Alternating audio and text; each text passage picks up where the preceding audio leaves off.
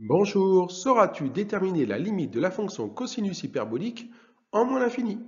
Allez, mets la vidéo sur pause et je te propose tout de suite une solution. Et si tu ne connais pas la définition, attends un petit peu, la voilà. La définition de la fonction cosinus hyperbolique est définie par cosinus hyperbolique de x égale exponentielle x plus exponentielle moins x, le tout sur 2 pour tout réel x.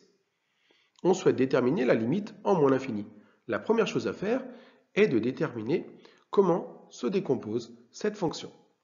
Tu devrais normalement commencer par moins x, puis prendre l'exponentielle, d'où l'idée d'utiliser une composée de fonction, puis d'ajouter avec exponentielle x, et enfin diviser par 2.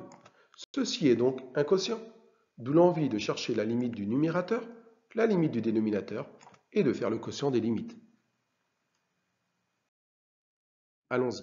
Cherchons d'abord la limite de moins x lorsque x tend vers moins l'infini. C'est égal à plus l'infini.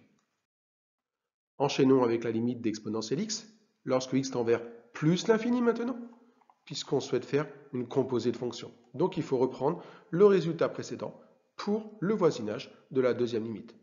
On obtient plus l'infini.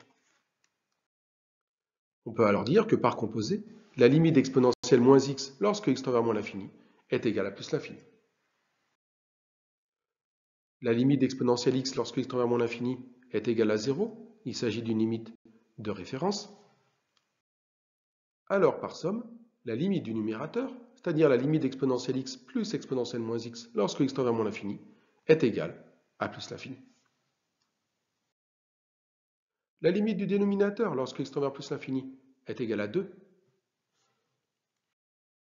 Alors, par quotient, la limite de ch de x lorsque x tend vers moins l'infini est égale à plus l'infini.